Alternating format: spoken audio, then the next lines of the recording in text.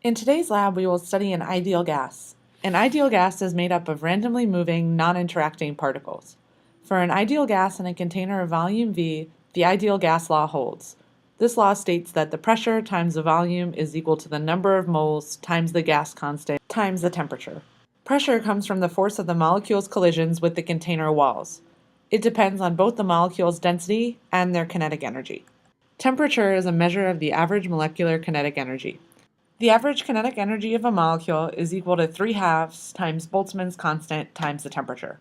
As the temperature increases, the kinetic energy of the molecules also increases. In this lab, we will perform two experiments. In the first experiment, we will measure the pressure of an ideal gas while changing the volume, and in the second experiment, we will measure the pressure while changing the temperature. To set up the pressure sensor, connect it to channel A of the Pasco interface. In Data Studio, select channel A and choose Pressure Sensor Absolute. This will give you the absolute pressure, while the gauge pressure will give you the pressure relative to the atmosphere. The absolute pressure is plotted in kilopascals. When nothing is connected to the pressure sensor, you should measure roughly 100 kilopascals, or the atmospheric pressure.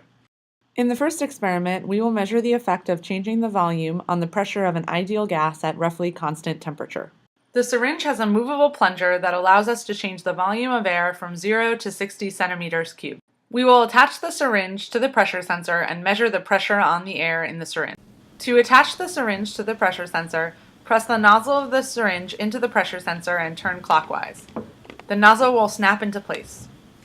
Let's see what happens to the pressure when we change the volume. As the volume decreases, the pressure increases. As you move the plunger, be sure to hold the syringe at the end, as the heat from your hands will warm up the air in the syringe. Measure the pressure at a range of volumes and record your data in Excel. Then plot the pressure versus 1 over the volume and perform a linear fit on the data.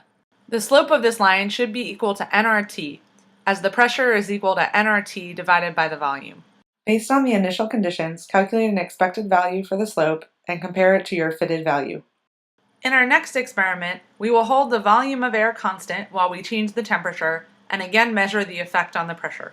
We will use a small can that is at constant volume. Attach the can to the pressure sensor and make sure the connection between the can and the sensor is always supported. Boil water using the steam generator. Start this at the beginning of the lab as it may take a while to boil. Only use filtered water in the steam generator. You will measure the temperature of the can using the fluke thermometer. To use the thermometer, touch the end of the thermometer to the object whose temperature you wish to measure.